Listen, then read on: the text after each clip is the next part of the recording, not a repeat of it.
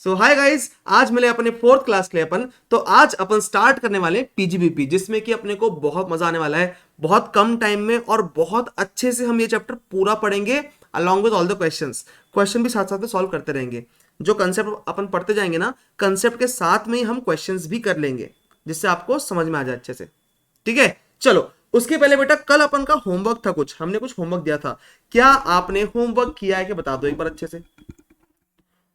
Sir, one doubt in computing margin relief. While computing the tax plus SC on border amounts like 50 lakh, 1 CR, 2 CR, do we consider special rates of tax to compute it? मतलब बेटा, tax तो अपन normal tax, तो जो tax आ रहा है वही हम compute करेंगे ना। स्पेशल रेट्स मतलब आप ये बोल रहे हो जैसे कि सर, जैसे बताइए आप। चलो मैं वाले क्लास नोट्स पे चलता हूँ, अपने टैक्स रेट्स वाले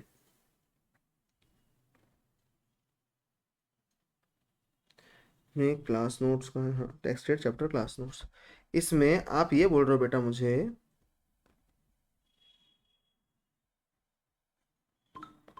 कि सर, जब हम इनकम कैलकुलेट 50 लाख रुपीज़ पे टैक्स कैलकुलेट कर रहे हैं, तो सर हमको अगर 50 लाख रुपीज़ दिया हुआ है कि 111A में इनकम है इसकी 10 लाख रुपीज़, और बाकी इनकम नॉर्मल इनकम है, तो हम टैक्स कैसे कैलकुलेट करेंगे सर? तो बेटा वैसे ही करेंगे कि जैसे 10 लाख पे अपन 15% करेंगे और बाकी इस पे स्लैब रेट्स।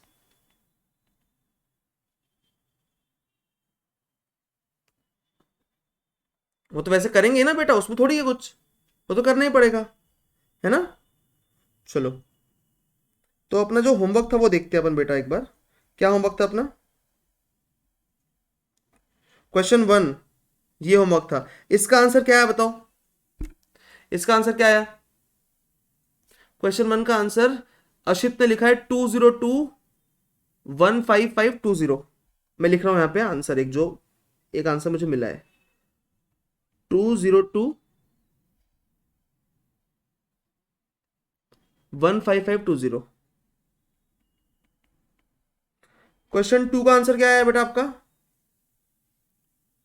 क्वेश्चन 2 का आंसर मुझे जो दिख रहा है वो दिख रहा है, एक मिनट। क्वेश्चन 1 का आंसर चेंज है। अपना 20125 820 भी आया है। 20125 820, ये भी आंसर दिख रहा है बच्चों में। ठीक है, क्वेश्चन 2 का आंसर बताओ बेटा। क्वेश्चन 2 का 1966 9000। 1966 9000। ठीक है, और क्वेश्चन 3 का आंसर? क्वेश्चन 3 का क्या आंसर बताओ?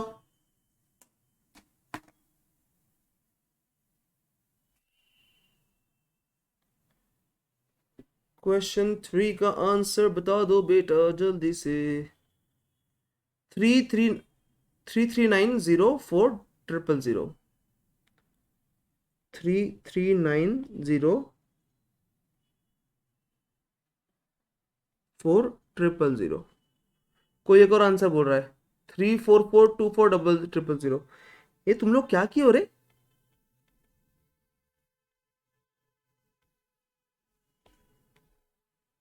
तुम्हारे सबके आंसर अलग अलग क्यों आ रहे हैं इतने? चलो, कोई बात नहीं। मैं ना करता हूँ सॉल्व। क्वेश्चन 1, क्वेश्चन 2, क्वेश्चन 3 सारे सॉल्व करते हैं अपन। ठीक है, ज्यादा लिख के नहीं करेंगे अपन, ऊपर ऊपर से करेंगे। फॉर क्वेश्चन 3 टुक 30%। अरे बेटा, इसके लिए तुम 25% लेके कर लो ना। चलो 30% का लेके भी कर लो, कोई दिक्कत नहीं है, जो तुम्हारी इच्छा है। तुमने 30% किए हो क्या? अरे कोई भी है, मतलब 25% भी ले सकते हो, 30 भी ले सकते हो। अभी अपन ने वो बताया थोड़ी आपको, प्रीवियस ईयर 2021 में कितना टर्नओवर था, वो बताया नहीं मैंने आपको।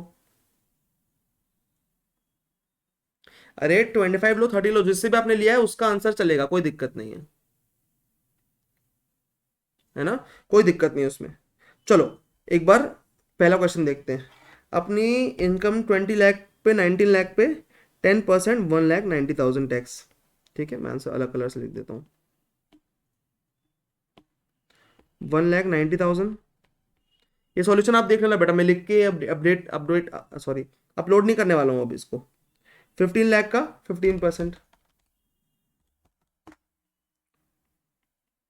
225।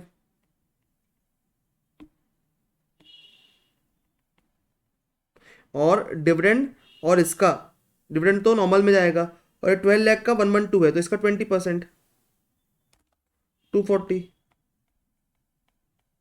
और 10 लाख जाएगा नॉर्मल इसमें। तो अपना 550 में से कितना माइनस करेंगे अपन? अपन माइनस करेंगे इसमें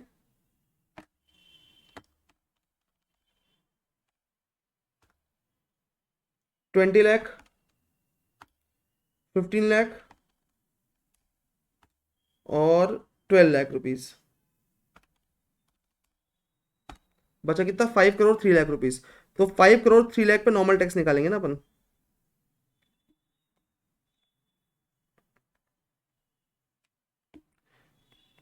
5 करोड़ 3 लाख पे नॉर्मल टैक्स निकालेंगे। तो इस पर टैक्स निकालो, नॉर्मल कितना होगा? 493 इंटू 30% प्लस 112 500, आपका ये आएगा बेटा 149,02500, ये टैक्स आएगा। ठीक है, राइट। अब ये टैक्स आया, अब देखेंगे अपन सरचार्ज कितना लगेगा। ठीक है, तो सरचार्ज लगने वाला है बेटा, अगर आप डिविडेंड भी माइनस करते हो इसमें से, तो ये 5 करोड़ के कम इनकम आ रही है। अगर आप डिविडेंड भी माइनस करते हो, आप 112A, 111A, डिविडेंड 112, ये सब माइनस करते हो चारों, तो इसको छोड़ के जो इनकम आ रही है इनकी, वो 5 करोड़ से कम आ रही है। ठीक है, तो अगर 5 करोड़ से कम आ रही है इनकम, तो कितना होगा सर सरचार्ज? तो आपको 25% होगा। तो पहले तो जो टैक्स आया है इसको ना बांट लो जल्दी से। कितने कितने में? एक तो 10 लाख और 493 में, 493 और ये 10 लाख। ठीक है, तो आपका टैक्स कितना है? 149,02500 इंटू 4.93/5.03। और यहाँ पे आपका टैक्स कितना है? 149, चलो मैं लिख नहीं रहा फिर से, इंटू 10 लाख अपॉन 503 लैक्स। ठीक है, सही है ना? हाँ सही है, मतलब मैं रेशियोज को कम कर दे रहा हूँ। अच्छा, मैंने सीनियर सिटीजन दिया होगा आपको? एक मिनट, मैं तो एकदम, मैंने कहाँ सीनियर सिटीजन लिखा हूँ? अच्छा बेटा, वो सेकंड सेकंड केस में बेटा, फर्स्ट केस में थोड़ी है। वो सेकंड केस में है बेटा, फर्स्ट केस में थोड़ी है वो। ठीक है, तो 149,02500 इंटू 4.93/5.03, 146,06,227, 228 लिख लेता हूँ उसको, 146,06,227.63, ये आंसर आया होगा आपका। और divided by 902,500 divide by 503 into 10, ये आपका 296,272।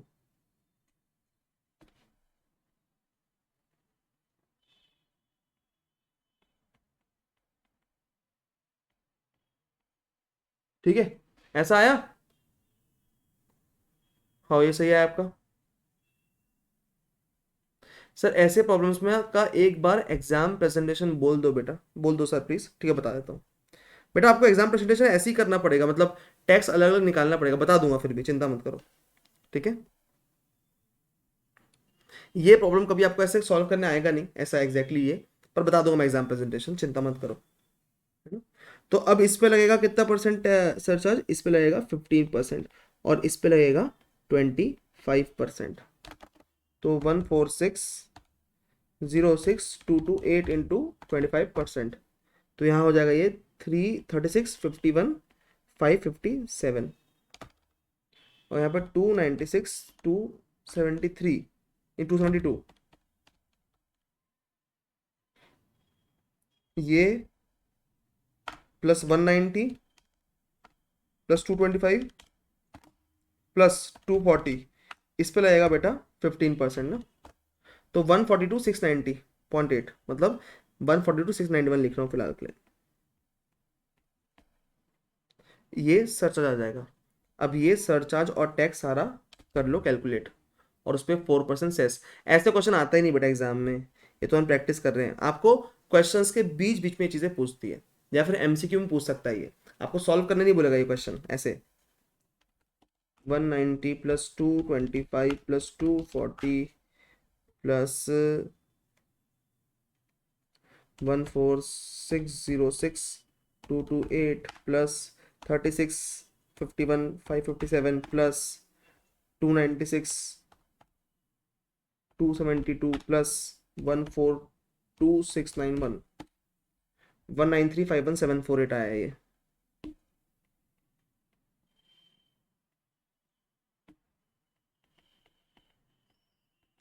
प्लस 4% सेस, तो 20125 820 20125 820, तो बेटा ये वाला आंसर आपका सही है। ठीक है, ये किसने लिखा था, गलत लिखा था इसने, 20125 820। ठीक है, ये आंसर आपका है ना। इजी है ना, इजी तो नहीं एकदम, थोड़ा सा कॉम्प्लिकेटेड है पर इजी है। एज कंसेप्ट वाइज इजी, थोड़ा कैलकुलेशन इसमें थोड़ा सा डिफिकल्ट है। तुमने डिविडेंड पे सर्च रॉन्ग कर दिया क्या? ठीक है, चलो तो ये आंसर आपका आ गया। अब बेटा बाकी जो दो क्वेश्चन है ये बहुत बेसिक क्वेश्चन है जो आपको बनने चाहिए। आपको अगर गलत आया ना तो खुद चेक करो और समझो। इसका आंसर 25% क्या आने वाला है, 30% क्या आने वाला है, लिख देता हूं मैं। देखो 25% 30% में बेसिकली ऐसा हुआ होगा, 25% में ये वाला आंसर आया होगा और 30 में ये आंसर आया होगा लोगों का। ठीक है, तो दोनों आप चेक कर लेना, आप जिससे किए हो। ठीक है, चलो अब बेटा अपन इससे आगे बढ़ते हैं, इस पर और टाइम अपन नहीं देंगे। ठीक है, चलो आज अपन पढ़ेंगे बेटा पीजीबीपी, स्टार्ट करते हैं अब जल्दी से। ठीक है, तो पीजीबीपी बेटा क्या है, बेसिकली बिजनेस हेड की इनकम है आपकी। क्या है ये सर? बिजनेस हेड की इनकम है,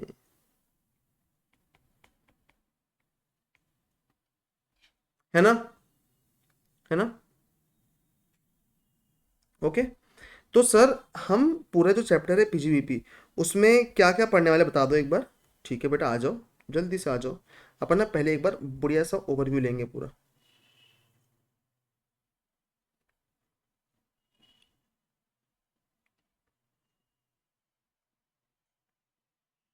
सबसे पहले बेटा अपन जो पढ़ेंगे ना वो पढ़ेंगे सेक्शन 28।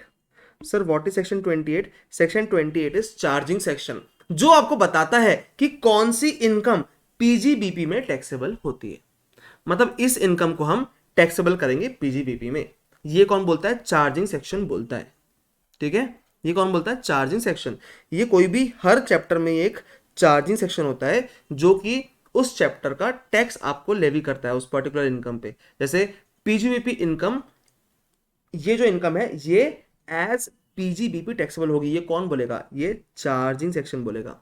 जैसे आप जो भी बिजनेस से, प्रोफेशन से, ठीक है, वोकेशन से जो भी इनकम कमाते हो वो under the head PGBP taxable होगी। ये कौन बताता है? ये बताता है आपका चार्जिंग सेक्शन, जो कि बेटा आपका सेक्शन 28। करेक्ट है ना। 29 में फिर आपका लिखा है तरीका कि कैसे कैसे आपका टैक्स कैलकुलेट होता है। सिर्फ इतनी बात लिखी, कंप्यूटेशन ऑफ इनकम कैसे होता है। बेटा एक बार मुझे चैट में हेड्सअप कर दो जल्दी से आप लोग, कि आप लोग सुन रहे हो और आप लोग हो प्रेजेंट। ठीक है, जल्दी से हेड्सअप कर दो एक बार, हाय हेलो कुछ भी कर दो। ठीक है, जल्दी से कर दो। ओके, अब सेक्शन 28 अपन ने समझ लिया कि ठीक है सर, हम समझ गए कि कौन सी इनकम पीजीबीपी में आती है। अब इनकम समझ गए, अब हमको समझना पड़ेगा कि जो वो इनकम कमाने के लिए, जो पीजीबीपी इनकम कमाने के लिए हमने जो खर्चा किया, क्या उसका हमको अलाउंस मिलना चाहिए क्या? प्रशांत अपन आएंगे उस पर, टेंशन मत लो। ठीक है, अभी समझा नहीं रहा हूं मैं, सिर्फ अभी ओवरव्यू दे रहा हूं। तो जो आपने इनकम कमाई उसका आपको खर्चे का डिडक्शन मिलना चाहिए था क्या?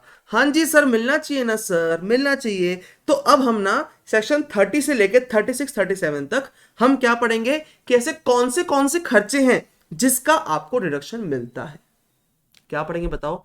30 से लेकर 36 तक हम ये पढ़ेंगे कि अच्छा अच्छा ये खर्चे का डिडक्शन मिलता है, ओ हो, अच्छा अच्छा इसका भी मिलता है, ओ ऐसा। समझे? जैसे सबसे पहले अब बिजनेस करने के लिए क्या लगता है आपको? क्या लगता है बताओ? क्या लगेगा? सर हमको सबसे पहले एक जगह तो लगेगी ना। जगह। जिसने भी सेक्शन बनाया होगा बैठ के सोचो, जिसने एक्ट लिखा होगा, क्या सोचा होगा सबसे पहले कि हाँ यार बिजनेस कहाँ करेगा कोई इंसान? बिल्डिंग में करेगा। सबसे पहले सेक्शन 30 में दिया है कि बिल्डिंग के कौन से खर्चे का डिडक्शन आपको मिलेगा। ये कहाँ दिया है? सेक्शन 30 में दिया है। सबसे पहले बिल्डिंग के बारे में दिया उन्होंने, क्योंकि सबसे पहले आप बिजनेस कहाँ करोगे? बिल्डिंग में। फिर बिल्डिंग तो बन गई, अब आपको कोई बिजनेस करने के लिए मशीनरी, प्लांट, फर्नीचर कुछ तो लगेगा ना। बैठोगे किस पे? चेयर तो लगेगी ना भाई। तो अपन फिर 31 सेक्शन में क्या पढ़ते हैं कि प्लांट, मशीनरी और फर्नीचर पे कौन से जो खर्चे आप करते हो, ठीक है, उसको टूट गई, फूट गई, कुछ हो गई, उसका खर्चे का डिडक्शन कैसे मिलेगा। करेक्ट? राइट? ओके। चलो, ये अपन 30 31 में पढ़ते हैं। फिर सर जैसे अपन ने 31 की बात किए और 30 की बात किए, ये तो हमने बोले सर कि इसका तो हमने 30 और 31 में ना सिर्फ जो चिल्लर खर्चा है ना, चिल्लर खर्चा मतलब जो इसका रेवेन्यू खर्चा है, जो करंट खर्चा है, उसका हमने डिडक्शन दिया है। पर सर मान लीजिए हमको बिल्डिंग खरीदनी है, बिल्डिंग परचेस करनी है हमको, या फिर हमको मशीनरी परचेस करनी है, तो हम क्या करेंगे सर? अगर बिल्डिंग खरीदनी है या फिर मशीनरी परचेस करनी है तो पूरा कॉस्ट हम डिडक्शन देंगे क्या? तो हमने बोले पूरा कॉस्ट नहीं मिलेगा भैया एक साथ, पूरा कॉस्ट एक साथ नहीं मिलेगा, उसका डेप्रिसिएशन मिलता है हर साल। क्या मिलता है? डेप्रिसिएशन एज एन एक्सपेंस मिलता है। ठीक है, उसका डेप्रिसिएशन मिलता है। करेक्ट? सेक्शन 32 में डेप्रिसिएशन के बारे में बात करेंगे। आपको हर सेक्शन में घुस के जब अपन जाएंगे ना तो एकदम अंदर तक समझेंगे अपन ये सेक्शन क्यों बना, कैसे बना, क्या है इसका मतलब, सब पढ़ेंगे, चिंता मत करो। ठीक है? फिर सब अगर जैसे अपन सेक्शन 32 में आएंगे डेप्रिसिएशन में, तो सारा कुछ पढ़ेंगे उसमें। उसमें अपन फिर एडिशनल डेप्रिसिएशन भी पढ़ेंगे। राइट? फिर सर हम समझ तो गए कि डेप्रिसिएशन मिलता है, ठीक है, समझ गए। मुझे बताओ डेप्रिसिएशन काय पे मिलेगा? डेप्रिसिएशन मिलेगा काय पे? सर एक कॉस्ट पे मिलेगा। एक कॉस्ट जो लेंगे अपन, जिस कॉस्ट पे खरीदे उस पे डेप्रिसिएशन मिलना चाहिए। पर आप सोचो एक बार कि अपन ने अगर जो जो टैक्स बना रहा है ना उसके पॉइंट ऑफ व्यू सोचो, लॉ मेकर के पॉइंट ऑफ व्यू से सोचो आप कि अगर अपन ने जो असेसी है, असेसी के हाथ में अपन ने अगर कंट्रोल दे दिए कि भाई तू ही डिसाइड कर कि किस कॉस्ट में देखो डेप्रिसिएशन लेना है, तू अपने मन से देख तूने कितने पैसे लगाया है और उस पे डेप्रिसिएशन ले ले। अगर अपन ने ये कंट्रोल उसके हाथ में दे दिए ना, तो वो क्या करेगा? वो ज्यादा कॉस्ट दिखाएगा, कम कॉस्ट दिखाएगा, जो उसके मर्जी में आएगा वो करेगा। और वैसे वो टैक्स प्लानिंग कर लेगा अपनी। तो हम क्या करेंगे? हम उसको बोलेंगे भाई सुन, देखो कॉस्ट भी हम बताएंगे, सेक्शन 43(1) में हम बताएंगे एक्चुअल कॉस्ट, इस कॉस्ट पे देखो डेप्रिसिएशन लेना है। क्योंकि लोग ऐसे ट्रांजेक्शन कर रहे थे, गड़बड़ कर रहे थे, तो हमने क्या बोले? दया कुछ तो गड़बड़ है। करेक्ट? हमने बोले भाई हम बताएंगे कि कौन सा कॉस्ट आपको लेना है डेप्रिसिएशन के लिए। समझे आप? ठीक है, ये फिर हम पढ़ेंगे कि कौन से केस में कौन से कॉस्ट लेते हैं अपन जिस पे हम डेप्रिसिएशन लेते हैं अंत में। Okay sir.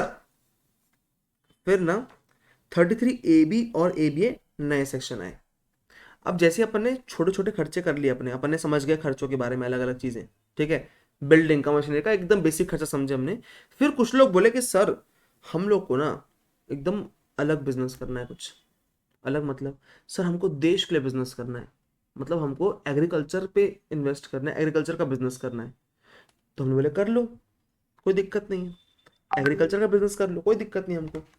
सर तो एग्रीकल्चर बिजनेस हम करेंगे तो हमको फायदा तो मिलना चाहिए सर कुछ, हम अगर देश के लिए कुछ कर रहे हैं तो हमको फायदा मिलना चाहिए ना। ठीक है, ऐसा बोलेंगे लोग, ऐसा बोलेंगे। तो हमने 33 AB और ABA बनाया। या तो आप एग्रीकल्चर बिजनेस करो, मतलब growing and manufacturing of tea coffee rubber, मतलब चाय कॉफी का इंतजाम करो लोगों का, या फिर आप prospecting extraction of natural gas and petroleum, अगर आप ये काम कर रहे हो ना तो हम आपको अलग से डिडक्शन देंगे आपके इनकम पे। खर्चा तो आप जो करोगे करोगे, हम एक्स्ट्रा डिडक्शन भी देंगे आपको। क्या देंगे हम? आप ये अच्छा काम कर रहे हो ना, तो हम आपको एक्स्ट्रा डिडक्शन देंगे। ठीक है?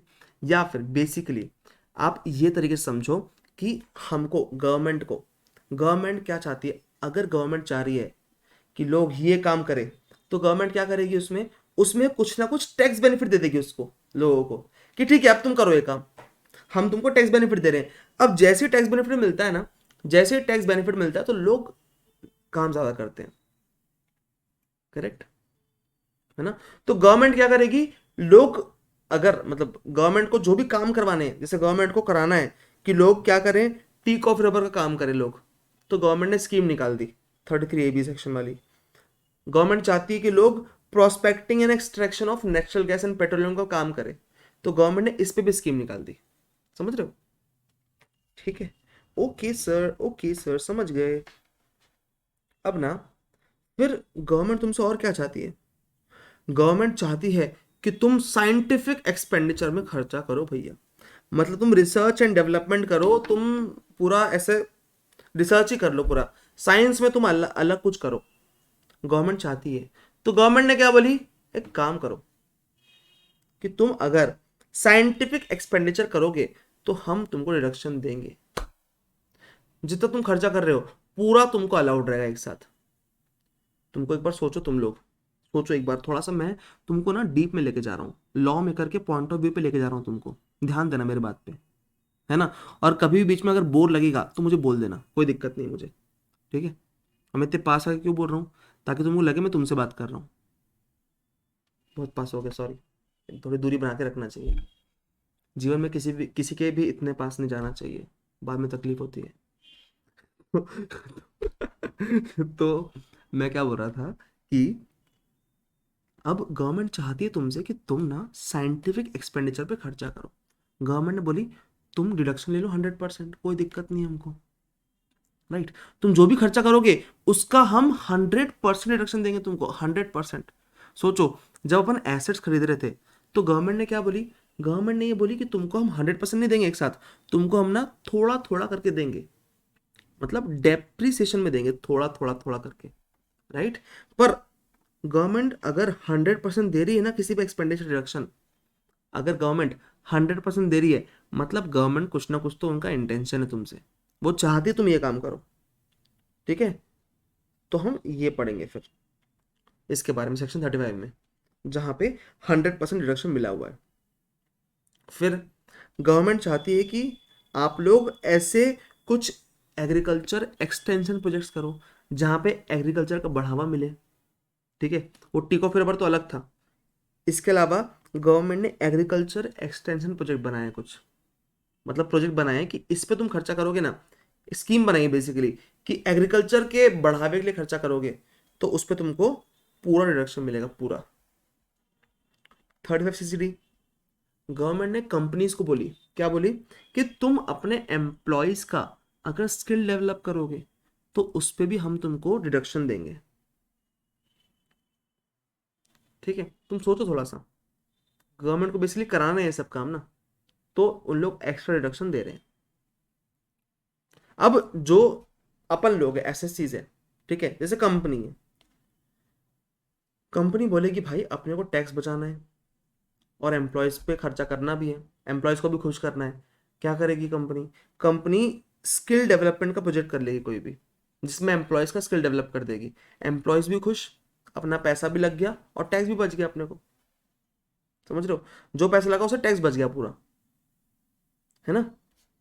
तो ये इसलिए होता है।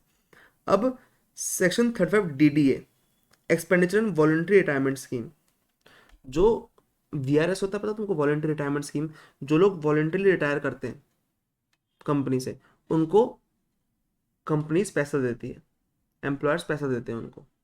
ठीक है? लमसम अमाउंट देते हैं। अब अगर ये लमसम अमाउंट हम एक साथ अलाउ कर देते ना कंपनीज को, तो कंपनीज बार बार ये करती, करो वीआरएस करो वीआरएस करो, करती कंपनीज, ताकि उनको बहुत डिडक्शन मिलता खर्चे का, टैक्स बचता उनका। ठीक है, तो ये अपन ने क्या किया यहाँ पे, इसमें ना 5 साल में मिलता है ये, 5 ईयर्स में। सोचो तुम टैक्स पेयर के मतलब तुम गवर्नमेंट के हिसाब से सोचो एक बार कि यार देखो, हमको पता है कि यार अगर वीआरएस क्या होता है, वीआरएस में बेसिकली तुमको पता है ना, वॉलंटरी रिटायरमेंट स्कीम क्या होता है उसमें, कि हम एम्प्लॉयज़ को एक ऑप्शन देते हैं कि तुम अगर वॉलंटरी रिटायर करोगे तो तुमको हम इतना पैसा अभी दे देंगे लमसम, राइट, है ना। तो अब अगर इस पे अपन ने पूरी छूट दे दिए, इस पे अपन ने पूरा लागू कर दिया एक साथ, तो लोग क्या करेंगे, मतलब एम्प्लॉयर्स क्या करेंगे, उनको और बोलेंगे भाई लो तुम वीआरएस, लो वीआरएस, और ज़्यादा ज़्यादा खर्चा एक साथ उन लोग क्लेम कर सकते हैं। पर हमने क्या कर दिया इसमें, गवर्नमेंट ने क्या किया, गवर्नमेंट ने बोला कि भैया ये 5 इक्वल इंस्टॉलमेंट्स में मिलेगा। तो ऐसे गवर्नमेंट रोकती भी है, समझ रहे हो, रोकती भी है गवर्नमेंट। फिर हम पढ़ेंगे सर, अगर कोई कंपनी को टेली कम्युनिकेशन, अब देखो, अब धीरे धीरे आपको अलग अलग चीजें मिलती जाएगी, नई नई चीजें, कि यार क्योंकि ये लॉ धीरे धीरे बने हैं सारे, एक साथ पूरा लॉ फर्स्ट डे नहीं बन गया होगा, धीरे धीरे सेक्शंस आए हैं। जब लोगों को समझ में आया कि अच्छा, कि ये बिजनेस भी कर रहे हैं लोग, जब डिपार्टमेंट को, लॉ मेकर को समझ में आया कि अच्छा ये बिजनेस कर रहे हैं, तो इस पे एक्सपेंस कैसे अलाउ करेंगे अपन। तो देखो, टेलीकम्युनिकेशन लाइसेंस कोई ले रहा है तो उसका एक्सपेंस कैसे अलाउड करेंगे, उस पर अलग से एक सेक्शन बनाया इन लोगों ने। ठीक है, फिर गवर्नमेंट, तुमको बताया मैंने, चाहती है, अरे तुम लोग थोड़ा हाँ तो बोलो, हाय हेलो तो कुछ तो बोलो यार, तुम शांत क्यों बैठे हो इतना।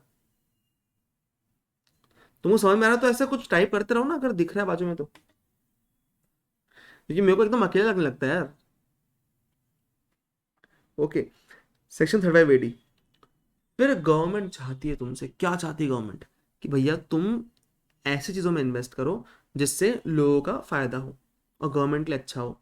तो देखो, 35 AD गवर्नमेंट ने एक सेक्शन बनाया, कुछ स्पेसिफाइड बिजनेस है, ऐसे कुछ बिजनेस है जिसपे 100% रिडक्शन मिलता है, 100%। तो ऐसे कौन से बिजनेस होंगे, सोचो सोचो आप लोग। देखो, cold chain facility, warehouse, ये हाउसिंग प्रोजेक्ट जो अफोर्डेबल हाउसिंग स्कीम होती है, hotel 3 star and above, hospital जिसमें 100 बेड्स हो मिनिमम। तो ये इस टाइप के अपन ने कुछ चीज़ें पढ़ेंगे अपन, कि गवर्नमेंट ने कुछ ऐसे बिजनेस बताए हैं जिसपे आप 100% रिडक्शन ले सकते हो। ठीक है, ओके, तो ऐसे कुछ बिजनेस बताए गवर्नमेंट ने। अब जैसे जैसे आपने बताया ना आपको, सेक्शन 35 में क्या हुआ है ना, अभी भी तुमको समझा रहा हूँ मैं। अब जो भी नए सेक्शन आएंगे तुम्हारे लिए, मतलब जो नए एक्सपेंस लॉ मेकर को समझ में आएंगे ना, कि यार ये एक्सपेंस का भी हमको क्लैरिफिकेशन देना पड़ेगा, तो गवर्नमेंट क्या करेगी, अगर उनको ऐसा दिखता है कि मेजर कुछ है, तो ये सेक्शन 35 में ऐड कर देगी। 35 ADA, 35 DDA, 35 BCA, कुछ भी कर देगी आगे ऐड, क्योंकि 35 में स्कोप बचा है उनके पास, राइट। 35D में प्रिलिमिनरी एक्सपेंस, कि कंपनी जो प्रिलिमिनरी एक्सपेंस करती है ना, कंपनी जब बनती है, ठीक है, जो एक्सपेंस करती है, तो उसका खर्चा भी उन्हें अलग सेक्शन बना के दिया है। ठीक है, फिर अब जैसे 35 का सेक्शन खत्म हुआ, इसके बाद नए सेक्शन जो आएंगे ना आपको, और अगर गवर्नमेंट को नए खर्चे समझ में आएंगे तो देखना आप आगे चल के 35 में और आपको सेक्शन मिलेंगे अलग अलग आगे के अमेंडमेंट वाले। ठीक है, अब सेक्शन 36 में कुछ अदर डिडक्शंस है, अदर डिडक्शंस, इसमें गवर्नमेंट ने कुछ बहुत सारे खर्चों को एक साथ लिख के दे दिया, जैसे इंश्योरेंस प्रीमियम है, एम्प्लॉयज़ का वेलफेयर पेमेंट है, ऐसे जो भी उनको याद आए एक साथ पूरा एक सेक्शन बनाया 36, उसमें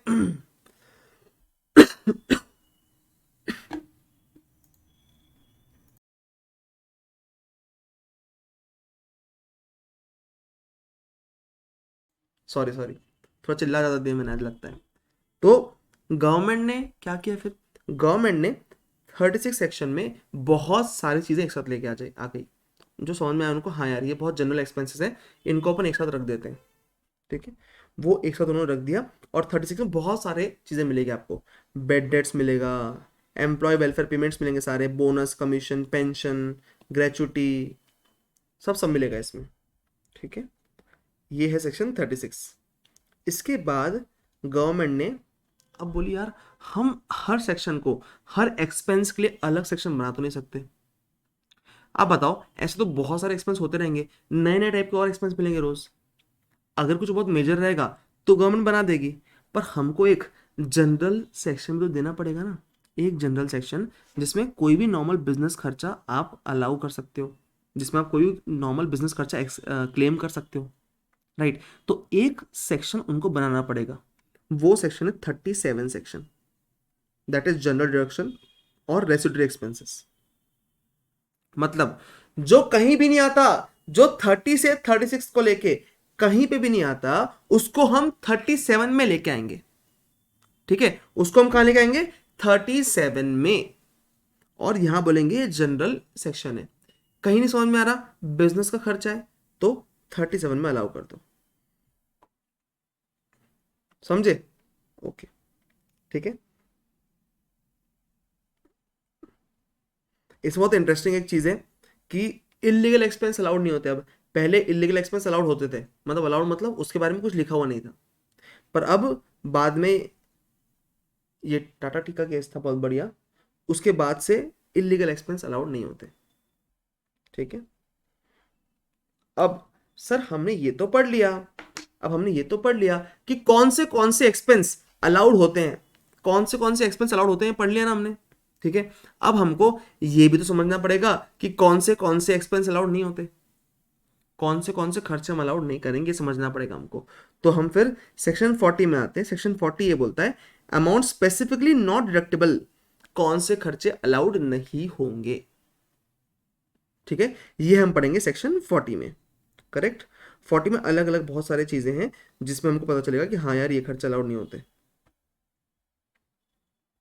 आपने टीडीएस नहीं काटे, आपने कैश पेमेंट कर दिए, ठीक है, ये सब बहुत सारी चीजें हैं इसमें। अब सर हमने 40 में ये पढ़ लिए कि कौन से खर्चे अलाउड नहीं होते। अच्छा सर, एक बात और समझिए आप, हमने सर 30 से लेके 36 तक, 36 से 37 तक एक्चुअली हमने पढ़े कौन से, थोड़ा बड़ा करता हूँ इसको, कौन से एक्सपेंसेस अलाउड होते हैं ये हमने पढ़े।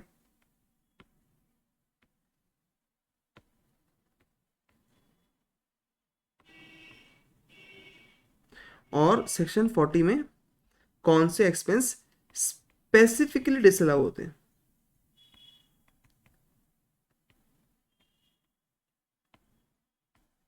Right, right. अब सर एक बात समझो आप कि सर 30 से 37 में ऐसा लिखा हुआ है कि कौन से एक्सपेंस अलाउड होते हैं, तो बेसिकली यहां जो नहीं लिखा है, यहां जो नहीं लिखा है और यहां जो नहीं आता है वो क्या हो जाएंगे? डिस अलाउड हो जाएंगे। मतलब सर समझा नहीं सर, जो यहां कवर नहीं हो रहे हैं।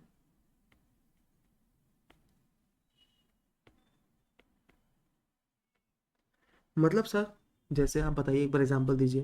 जैसे एग्जांपल के लीजिए कि हम बात करते हैं इस बारे में कि जो कैपिटल नेचर का रिपेयर्स है बिल्डिंग का, वो यहाँ पे सेक्शन 30 में अलाउड नहीं होता। सेक्शन 30 में अलाउड नहीं है, सेक्शन 30 में सिर्फ करंट अलाउड है, सेक्शन 30 में सिर्फ करंट अलाउड है। तो हमको ये क्या समझना पड़ेगा कि हाँ मतलब कैपिटल अलाउड नहीं है। बेसिकली एक और बात देखते हैं, जैसे 37 में साफ साफ लिखा हुआ है कि भाई जो लीगल एक्सपेंस होंगे वही अलाउड होंगे। क्या लिखा हुआ है? कि जो लीगल एक्सपेंस होंगे वही अलाउड होंगे। ठीक है, मतलब जो इलीगल होंगे वो अलाउड नहीं होंगे। सिंपल सी बात।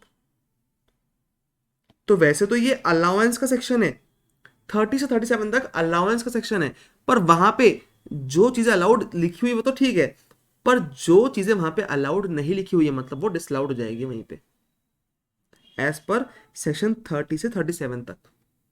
समझा नहीं बात? 40 में तो स्पेसिफिकली दिया हुआ है कि हाँ हाँ ये तो एक्सपेंस पक्का डिसअलाउ होंगे, पर जो यहां कवर नहीं होते वो भी डिसअलाउ होते हैं।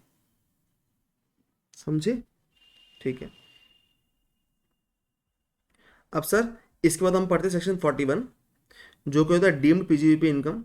मतलब कि कौन से, इसको कैसे समझाऊं तुमको अभी, मतलब समझाना ऐसे है, इसको समझ लो कि इसमें बेसिकली क्या होता है कि जो तुम्हारा खर्चा लग रहा था तुमको कि भाई तुम्हारा ये खर्चा है, ठीक है, तुमने वो क्लेम कर लिया, ये खर्चा है मेरा, ये खर्चा है मेरा, ठीक है, ये बोल के तुमने क्लेम कर लिए। बाद में जाके पता चला ये तो खर्चा था ही नहीं, तो ऑटोमेटिकली क्या बन जाएगी, वो तुम्हारी इनकम बन जाएगी, वो तुम्हारी इनकम में फिर से ऐड हो जाएगा। तुम्हारी इनकम से पहले माइनस किए हमने, तुम्हारी इनकम से पहले माइनस किए, अब क्या करेंगे, तुम्हारे इनकम में वापस ऐड कर देंगे, बात खत्म। क्योंकि वो खर्चा है ही नहीं तुम्हारा, अभी जाके समझ में आ रहा है वो खर्चा है ही नहीं। Right, right, okay. तो सेक्शन 41 में वो पढ़ते हैं। फिर सेक्शन 43 बी आता है, जिसमें ऐसा बोलते हैं, ये सेक्शन बोलता है certain expenses allowed on actual payment basis. मतलब जो हम यहां पढ़ते हैं, क्या बोलते हैं, किस बारे में पढ़ते हैं यहाँ पे अपन, अपन पढ़ते हैं अक्रूवल बेसिस के बारे में, जो अकाउंटेंसी में पढ़ते हैं अपन, अक्रूवल बेसिस, कि हम खर्चे अक्रूवल बेसिस पे अलाउ कर देते हैं। राइट, वैसे हम इनकम टैक्स में भी करते हैं अक्रूवल पे। पर कुछ खर्चे ऐसे हैं स्पेसिफिकली जो सिर्फ पेमेंट पे ही अलाउड होते हैं। भले ही आपने अपना एक्सपेंस में दिखा दिया उसको, पर पेमेंट करना पड़ेगा बेटा, पेमेंट करोगे तभी अलाउड रहेंगे। ये हम पढ़ते हैं 43 बी सेक्शन में। ठीक है, फिर एक सेक्शन 43 सी बी है कि कंस्ट्रक्शन एंड सर्विस कॉन्ट्रैक्ट जो होते हैं, जिसमें कंस्ट्रक्शन कॉन्ट्रैक्ट होते हैं, सर्विस कॉन्ट्रैक्ट होते हैं, इसमें इनकम कैसे हम रिकॉग्नाइज करते हैं, क्योंकि कंस्ट्रक्शन कॉन्ट्रैक्ट बहुत टाइम तक चलते हैं ना, और सर्विस कॉन्ट्रैक्ट भी बहुत टाइम तक चलते हैं। उसमें छोटे छोटे एक्ट्स होते हैं, जैसे किसी ने आपकी कंप्यूटर की सर्विस लिया 3 महीने की, तो 3 महीने की सर्विस अगर है और वो 3 महीने में 15 बार आ रहा है, तो कैसे डिटरमाइन करेंगे कौन सी इनकम कब रिकॉग्नाइज करना है, वो डिटरमाइन नहीं कर सकते ना अपन। तो वो डिटरमाइन कैसे करना है, वो इसका आपको लिखा है सेक्शन 43 सी बी में दिया हुआ है। ठीक है, फिर सर वही है 41 A B, tax audit of books and accounts. अब सर बिजनेस के बारे में पढ़ रहे हैं अपन, तो टैक्स ऑडिट तो होगा ना इसका, टैक्स ऑडिट तो होगा ना बेटा इसका, तो हम उस बारे में पढ़ेंगे 44 ए बी सेक्शन में। इसके बाद सिर्फ 3 सेक्शन है, 44 ए डी, ए और ए ई। ये क्या है सर, ये प्रेजम्पटिव इनकम है। Sir what is presumptive income, देखो जिनको इतना सब मैनेज नहीं करना, जिसको बुक्स मेंटेन नहीं करना, जिसको सब नाटक नहीं करना है, वो क्या बोलेगा सर, हमको इतनी बुक्स वुक्स मेंटेन नहीं करने का है सर, हमारे पास तो टाइम नहीं है। हम क्या करेंगे, हमको बिना बुक्स मेंटेन किए कुछ तरीका बताओ। ठीक है, आप 44 एडी में जैसे आपने सुना भी होगा कि 8% इनकम दिखा दो, बात खत्म। आप 8% इनकम दिखा दो, बात खत्म। हम आपसे कोई बुक्स नहीं मांगेंगे, आपने जो भी पैसे आपके पास आया उसका 8% आप इनकम दिखा दो, बात खत्म। राइट, ठीक है। तो इस तरीके से हम प्रेजम्पटिव टैक्सेशन भी पढ़ेंगे 44 एडी, एडीए और ए अलग अलग। ठीक है, यहीं तक था बेटा पीजीबीपी, इतना ही है। मधु के बोले सर चलते ही जा रहे हैं सेक्शन, सर चलते ही जा रहे हैं, रुक ही नहीं रहे सर, इतने कितने सेक्शन है सर, ज्यादा नहीं सर, थोड़े से ही है बेटा, थोड़े से ही है। अब मुझे एक बात बताओ तुम लोग कि तुमको एक ओवरव्यू आया क्या और समझ में आया क्या, थोड़ी अंडरस्टैंडिंग हुई क्या क्लियर, और थोड़ा मैनेजेबल लग रहा है क्या, मुझे ये बताओ बस एक बार।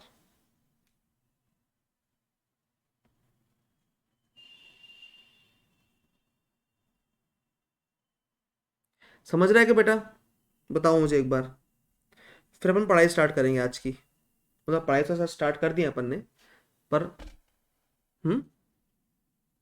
क्वेश्चन मार्क कौन लिख रहा है, बस इतू सा है, इतू सा है ना, एकदम छोटा सा है सर, इतना सा है, बस हो जाएगा सर।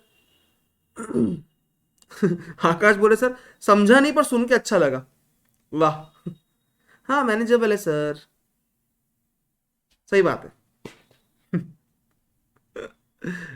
ठीक है, ठीक है, इजी है, डरो मत, है ना। अपने को आइडिया, ब्रीफ आइडिया आ गया कि हर सेक्शन में थोड़ा थोड़ा क्या क्या है, कैसे चीजें आगे बढ़ने वाली है। तो अपन जब पढ़ेंगे तो और इजी पड़ेगा अपने को। ठीक है, चलो। सर इतू सा नहीं है पर कर लेंगे, अरे सब कर लेंगे पर चिंता मत करो, हर जगह लिख के रखा है मैंने इसलिए, जब भी तुमको लगे ना यार होगा कि नहीं होगा, बोलने का सब कर लेंगे भाई, मैं सब कर लूंगा, मैं सब कर लूंगी। ठीक है, ओके ओके ओके, ठीक है, चलो। तो अपन अब पढ़ते हैं आगे, स्टार्ट करते हैं। सेक्शन 28 से स्टार्ट करेंगे हम, charging section. Section 28 charging section, जो कि आपको बताता है कि कौन सी इनकम पीजीबीपी की इनकम कहलाएगी, कौन सी इनकम पीजीबीपी की इनकम कहलाएगी, किसको हम, किस इनकम को हम पीजीबीपी में टैक्सेबल करेंगे, ये हम बात करेंगे सेक्शन 28 में। All the following income shall be taxable under the head PGBP. All the following income shall be taxable under the head PGBP. ठीक है, ये सारे इनकम पीजीबीपी हेड में टैक्सेबल होगी। ओके ओके सर, तो सबसे पहले पढ़ते हैं अपन फर्स्ट, एनी प्रॉफिट्स और gains of business profession vocation. Sir ठीक है, मतलब प्रॉफिट्स और गेन्स कहाँ से आ रहा है, बिजनेस से आ रहा है एक तो, ठीक है, धंधा धंधा पानी। दूसरा आ रहा है प्रोफेशन से, समझ गए हम सर, प्रोफेशन। और तीसरा है वोकेशन से। सर ये वोकेशन क्या है सर, व्हाट इज वोकेशन? तो वोकेशन में क्या होता है बेटा, जहां पे आपकी स्किल इन्वॉल्व होती है, जैसे आप सिंगिंग करके पैसा कमाते हो,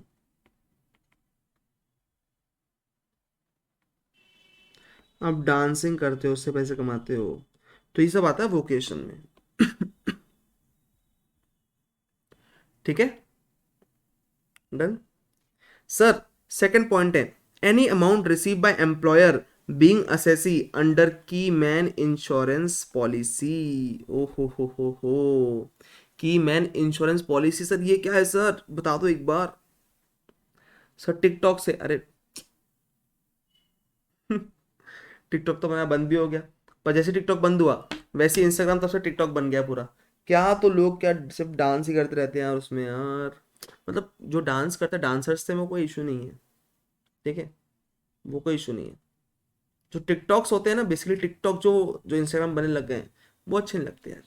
डांस आप करो तो बहुत बढ़िया बात है, जो एक्चुअली डांसर है और डांस कर रहा है तो अच्छी बात है, पर वो टिकटॉक एकदम, जो लिपसिंग करने वाला वो जो टैलेंट है ना, वो बड़ा ऐसा वो लगता है हमको।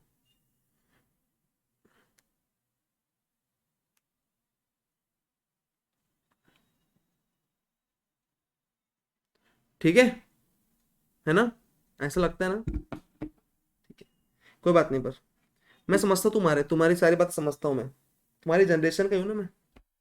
इंस्टाग्राम टिकटॉक, जब वो यूट्यूब वर्सेस टिकटॉक हुआ था ना, बहुत मजा आई थी मेरे को तो। मतलब बहुत मजा, यहाँ से बहुत मजा आ रही थी यार। ठीक है, चलो अभी नेक्स्ट पढ़ते हैं sir, any amount received by employer being assessee under keyman insurance policy. अब सर ये क्या है सर, एक बार समझा दो हमको, चलो आ जाओ। सर ये कीमैन इंश्योरेंस पॉलिसी क्या आपने सुने होगा इस बारे में, बताओ मुझे।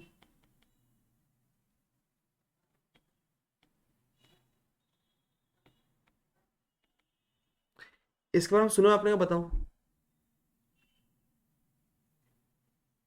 देखो, कीमैन इंश्योरेंस पॉलिसी मतलब क्या होता है कि कोई भी एम्प्लॉयर अपने, जो उसके की मैन होते हैं, मतलब जो उसके बहुत इंपॉर्टेंट पर्सन होते हैं, फॉर इंपॉर्टेंट एम्प्लॉयज लिखते हैं यहाँ पे, इंपॉर्टेंट एम्प्लॉयज होते हैं जो कंपनी के, उनके लिए रखते हैं इन लोग, उनके लिए पॉलिसी लेते हैं, जो इंपॉर्टेंट एम्प्लॉयज होते हैं कंपनी के लिए, उनकी लाइफ के लिए ये इंश्योरेंस लेते हैं, right, like CEO, MD, CFO, correct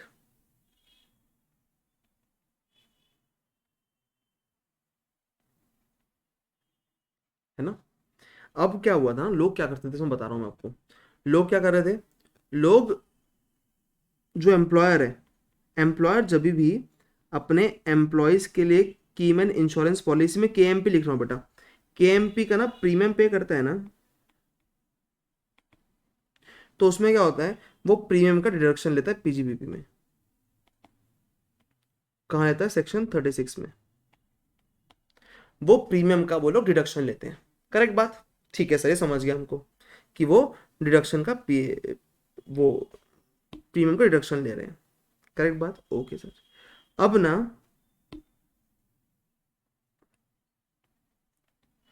4-5 साल बाद,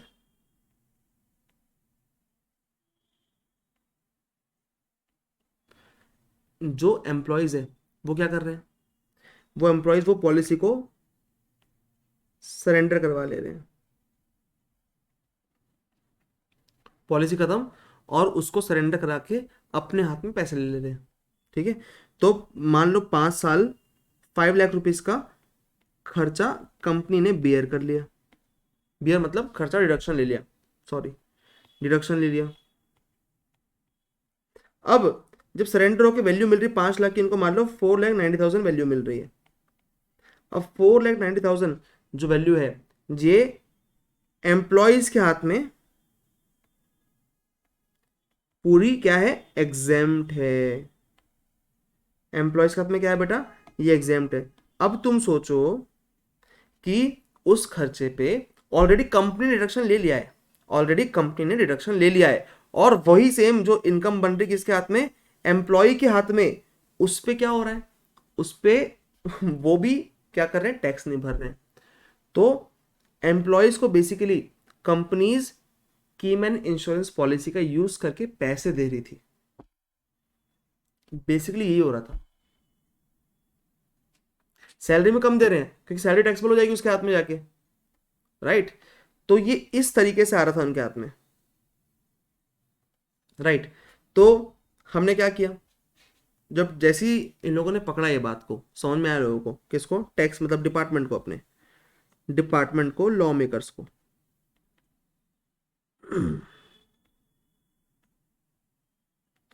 कि यहां तो बहुत बड़ा लूप होल है, यहां तो बहुत बड़ा लूप होल है।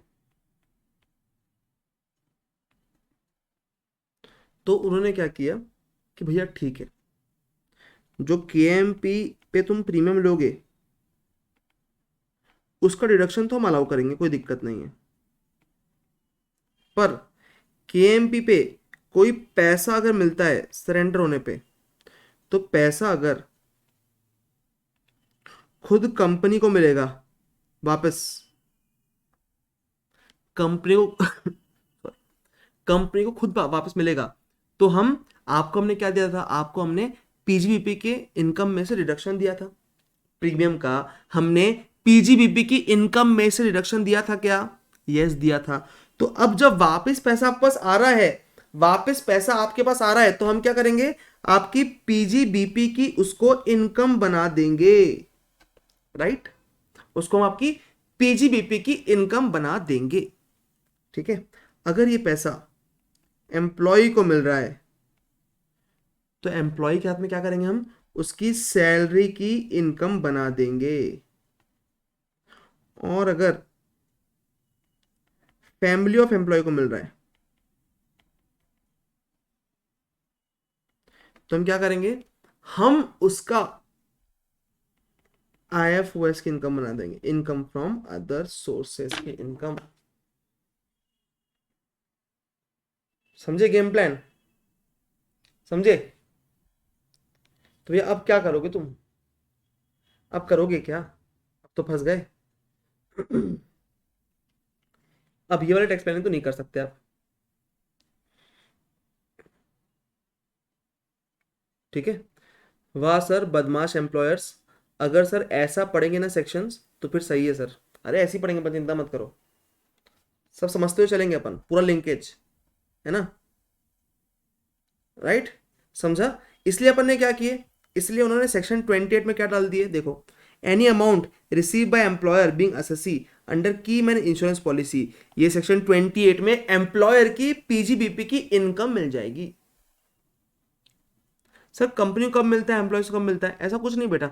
अब जैसे वो जो पॉलिसी सरेंडर किसने किया, अगर कंपनी ने खुद लिया अपने हाथ में, पैसा कंपनी को मिल रहा है अगर हाथ में, तो कंपनी की इनकम बना देंगे। अगर वो एम्प्लॉयज के अकाउंट में जा रहा है, एम्प्लॉयज को मिल रहा है, तो एम्प्लॉय की इनकम बना देंगे सैलरी में, राइट, समझा क्या।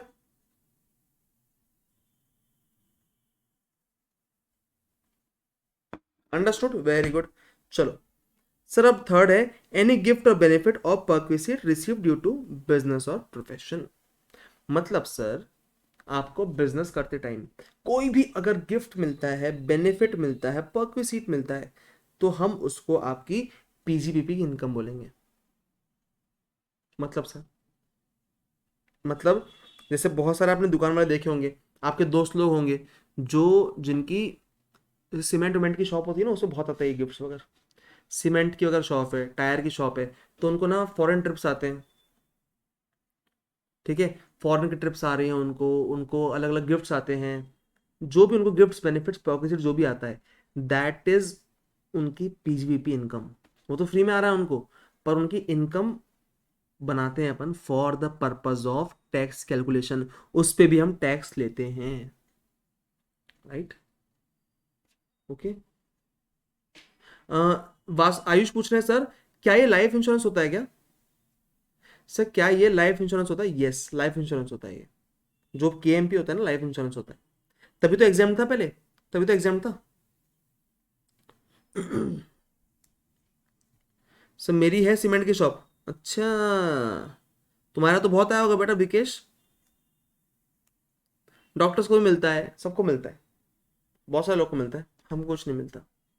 सीए लोग कुछ नहीं मिलता भाई, अपने को सब खुद कमाना है, ठीक है। अब नेक्स्ट बात करते हैं, some import incentives. Sir what is this? Sir ये क्या है सर? इम्पोर्ट इंसेंटिव्स क्या है? तो क्या हुआ ना, गवर्नमेंट ने क्या बोली, गवर्नमेंट चाहती है कि तुम इंपोर्ट एक्सपोर्ट करते रहो, इंपोर्ट नहीं एक्सपोर्ट करते रहो बेसिकली। गवर्नमेंट चाहती है तुम एक्सपोर्ट करते रहो। अगर तुम एक्सपोर्ट करोगे तो हम तुमको कुछ इंपोर्ट इंसेंटिव देंगे। अगर तुम एक्सपोर्ट करोगे तो हम आपको कुछ इंपोर्ट इंसेंटिव देंगे। आपको एग्जांपल देता हूँ, सारा कुछ एक साथ नहीं समझा, मतलब सारे कुछ एकदम पर्टिकुलरली समझाऊंगा नहीं मैं क्या क्या होता है, बट आपको एक बेसिक एग्जांपल दे रहा हूँ, ठीक है, जो आप समझोगे। गवर्नमेंट ने क्या स्कीम निकाली समझो आप। गवर्नमेंट ने अगर बोली कि आप अगर एक्सपोर्ट करते हो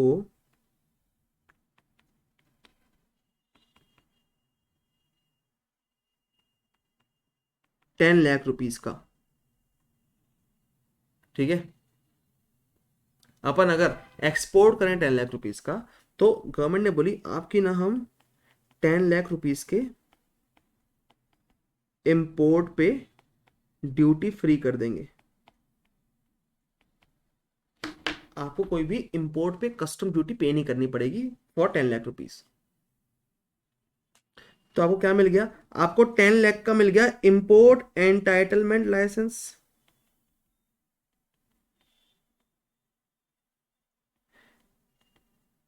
क्या मिला आपको?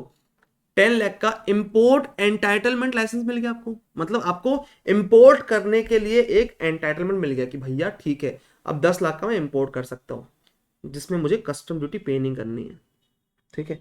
या तो आप ये खुद यूज कर सकते हो, या तो आप इसको बेच सकते हो। आप क्या कर सकते हो? इसको सेल कर सकते हो, ठीक है। अब सेल कैसे कर सकते हैं बताओ सर? देखो, मान लेते हैं अपने कस्टम ड्यूटी अपने को लगती है अभी 15% लगती है, कंसिडर कर रहे हैं अपन 15% कस्टम ड्यूटी लगती है, ठीक है। अब मैं क्या करूंगा कि मैं किसी को बोलूंगा भाई देख, मैं हूं कौन? मैं हूं यश, ठीक है। मैं जतिन को बोलूंगा कि भाई तेरे को इंपोर्ट करना है ना, मेरे पास इंपोर्ट एंटाइटलमेंट है, तू खुद से इंपोर्ट करेगा तो तेरे को 15% कस्टम ड्यूटी पे करनी पड़ेगी। खुद से तो इंपोर्ट करेगा, तेरे को 15% कस्टम ड्यूटी पे करनी पड़ेगी। तू एक काम कर, मुझे ना, तू क्या कर, तू मुझे 7% दे दे पैसा। मतलब 10 लाख पे 7% कितना होता है? 70,000, ठीक है। 70,000 तू मेरे को पे कर दे, मैं तेरे को ये लाइसेंस दे देता हूँ। अब तो इस लाइसेंस पे क्या कर, तो इस लाइसेंस को खुद तो इंपोर्ट कर सकता है इस पे, ठीक है। उसके लिए तो उसके 8% बच गए, इसको तो 8% बच गए ना बेटा, राइट। अगर 8% बच रहे हैं इसको तो क्या दिक्कत है इसको, ठीक है। ओके। तो अब जतिन खरीद लेगा, तो अपने जो सेल किए इस पे अपने को 70,000 का प्रॉफिट हुआ ना, 70,000 का अपने को इनकम हुई। तो हम क्या करेंगे, हम वो जो इनकम होगी profit on sale of import entitlement licence, वो हम पीजीबीपी की इनकम बना देंगे। वैसे ही any cash assistance received, government ने आपको एक्सपोर्ट करने के एक्सपोर्ट किए ना आपने, तो गवर्नमेंट ने आपको कुछ कैश असिस्टेंस दे दी, कितना आपको कैश दे रहे हैं हम, ठीक है। तो वो भी आपकी इनकम आती है। कोई ड्यूटी ड्रॉबैक मिलती है आपको, यहाँ एनी है बेटा, ठीक है, एनी ड्यूटी ड्रॉबैक रिसीव्ड, कोई ड्यूटी ड्रॉबैक मिलता है आपको अगर, या फिर प्रॉफिट ऑन सेल ऑफ डीईपीबी और डीएफआरसी। डीईपीबी डीएफआरसी क्या है? ड्यूटी एंटाइटलमेंट पासबुक स्कीम और ड्यूटी फ्री रिप्लेनिशमेंट सर्टिफिकेट, ये वो सेम चीज ही है, ठीक है, वो सेम चीज ही है बेसिकली, कि आपको बेसिकली एक एंटाइटलमेंट पासबुक मिलती है या फिर एक replenishment duty free replenishment certificate, ठीक है। तो ये सब बेसिकली वही है, इंपोर्ट करने के लिए आपको अलग अलग इंसेंटिव्स मिल रहे हैं, और वो आप बेचोगे या फिर उस पे इंसेंटिव में आपको मिल रहा है अगर, तो वो आपकी कमाई कहलाती है, उसको हम आपकी पीजीबीपी इनकम बोलते हैं, उसको हम आपकी पीजीबीपी इनकम बोलते हैं, राइट। यूज करने पे नहीं होगा टैक्सेबल ना, इंपोर्ट एंटाइटलमेंट लाइसेंस मिला आपने को, यूज करिए तो टैक्सेबल नहीं होगा, सेल कर दिया उससे प्रॉफिट हो तो टैक्सेबल होगा। मधुकर बोल रहे सर एफटीपी की खुशबू आ रही है मेरे को। नहीं बेटा, एफटीपी नहीं पढ़ा रहा हूँ मैं, एफटी तो मैंने भी छोड़ के गया था, एफटीपी इतना बेकार है, मैंने खुद ही। अच्छा तुम लोग अभी पढ़ने वाले हो ना, नहीं नहीं, अच्छा है अच्छा है, मजाक कर रहा हूँ मैं, अच्छा है, पढ़ के जाना, छोड़ के मत जाना ना, नहीं तो तुम बोलोगे भैया यश सर ने बोले हैं कि एफटीपी पढ़ना नहीं, एफटीपी बोरिंग है,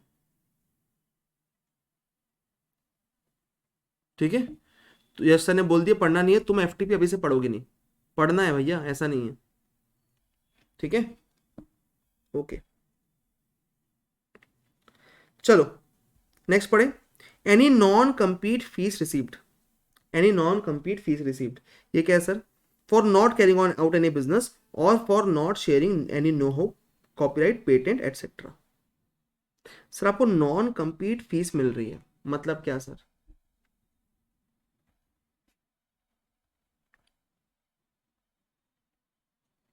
मेरी दुकान है मोमोज की,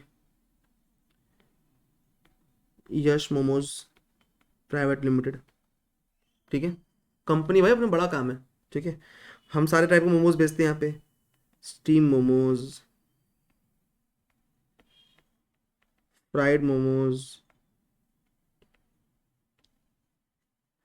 पनीर मोमोज, तंदूरी मोमोज, पिज़्ज़ा मोमोज, सब बेचते हैं। इतना मोमोज बोला मैंने, मेरे मुंह में पानी आ गया एकदम बोलते बोलते ही। आज खाना पड़ेगा अब जाके, क्लास के बाद मैं भी खाता हूँ जाके आज। तुम लोग भी खाओगे क्या? सर होम डिलीवरी है क्या? नहीं बेटा, मेरा होम डिलीवरी अभी तो नहीं है फिलहाल, आपको स्टोर पे आना पड़ेगा।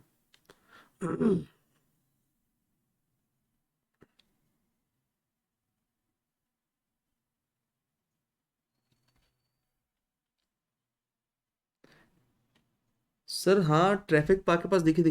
ए बेटा तुम शनमुख नागपुर से हो क्या?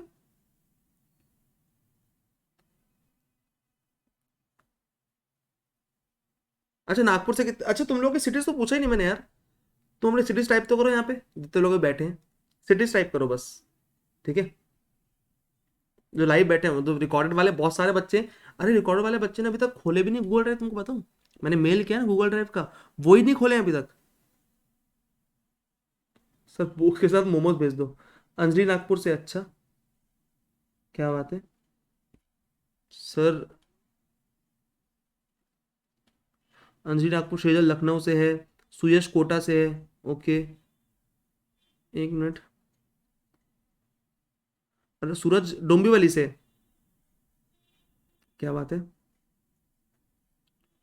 डोंबिवली, नैनीताल, जोधपुर, बैंगलोर, संबलपुर, उड़ीसा, क्या बात है, उड़ीसा से ना, मेरे क्या बोलते हैं, मेरे मामा घर है उड़ीसा में।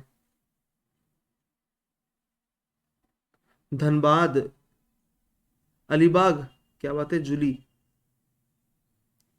कल्याण, त्रिची, क्या बात है, धनबाद, धनबाद के दो तीन लोग हैं, जयपुर, रत्नागिरी, नैनीताल, नैनीताल घूमने आना है यार मेरे को, नैनीताल बहुत अच्छा है, पानीपत, सोनीपत, दिल्ली, क्या बात है, मुंबई, दिल्ली, भिलवाड़ा, नासिक, जयपुर, भिलवाड़ा, शिरडी, जूनागढ़, अलीबाग ठीक है, ये तो पढ़ लिया मैंने। रायबरेली, जोधपुर, लुधियाना, जयपुर, औरंगाबाद, अहमदाबाद। सही है। एर्नाकुलम, एर्नाकुलम सॉरी, एर्नाकुलम, पटना। बढ़िया यार, बढ़िया। अरे मैं जहां भी आऊंगा तुमको बताऊंगा ना, तुम मिलने आना मेरे से, मिलने आना पड़ेगा। ए, डोंबिवली मुंबई में, मेरे को पता है रे, पता है मेरे को, तो इसलिए तूने डोंबिवली बोला, ये सब पता है मेरे को। मुंबई बहुत रहा हूं मैं। डोंबिवली, कांदीवली सब पता है मेरे को। 16 मेरे को आना सर, घूमने मस्त घुमाऊंगा आपको। ओके हिमांशु भाई, घूमेंगे। ठीक है।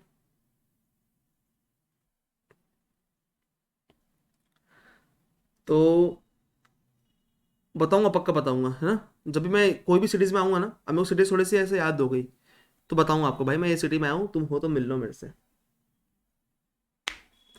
फिर वहाँ मोमोज खिलाना मेरे को। ठीक है चलो। तो अपनी कंपनी है मोमोज प्राइवेट लिमिटेड। अब यहाँ पे हमारे साथ पार्टनर थे, पार्टनर। पंजाब भी आऊंगा यार, पंजाब में खाना खाना है। हाँ, कल्याणी मुंबई में, अरे कल्याण, कल्याण, डोंबिवली, नवी मुंबई, थाने, ये सब मुंबई में नहीं है ना, मुंबई के बाहर है। तुम चाहते हो खुद को इंक्लूड करना, पर वो सब मुंबई के बाहर है। ठीक है। 1-1.5 घंटा दूर है तुम्हारे मुंबई से। थाने, मुझे एक इंसान बोलता है मुंबई में सर पहले। मैं बोला ठीक है, आता हूँ थाने मिलने। थाने गया मैं, थाने इतना दूर था, मतलब मुंबई, ये तो मुंबई थोड़ी है, तो मुंबई से दूर है ये तो। समाधि बोले सर प्लीज अहमदाबाद आना, मैं मोमोज बनाऊंगी आपके लिए, बढ़िया बताऊंगा ना। मैं नागपुर से हूँ बेटा।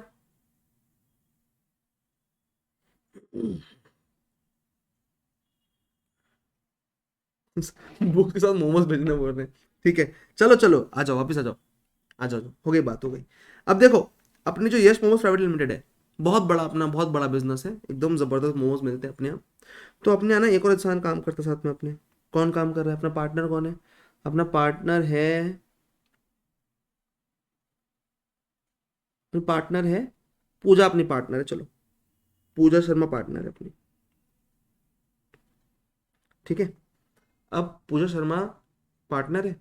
अब उसने देखी कि इतना बिजनेस होता है यहाँ पे, मेरे को बिजनेस करना है। तो पूजा ने बोली यार बिजनेस मैं भी करूंगी, मेरे को बिजनेस करना है। तो ना अब ना सर, मेरे को छोड़ना है कंपनी, और मैं खुद का काम करूंगी। पर यार अगर पूजा को मेरे सारे सीक्रेट्स पता है मोमोज के, सारी रेसिपीज पता है, तो यार ये तो दिक्कत हो जाएगी। ठीक है। तो मैं पूजा को बोलूंगा, पूजा नहीं, नो नो नो नो, ऐसे मत करो, तुम ये बिजनेस नहीं कर सकती। बोलेगी सर मैं क्यों ना करूं, मैं तो करूंगी। मैं बोलूंगा सर रुक जाओ ना पूजा, मत करो ना प्लीज, थोड़ा सा अपना जो इतने साल बिजनेस किया है अपने, बिजनेस टर्म्स का थोड़ा सा वो रख लो, रिस्पेक्ट रख लो, मत करो। तो पूजा बोलेगी सर मुझे क्या मिलेगा नहीं करने पे। मैं बोलूंगा चलो ठीक है, तुमको ना मैं दूंगा 20 लाख रुपीज।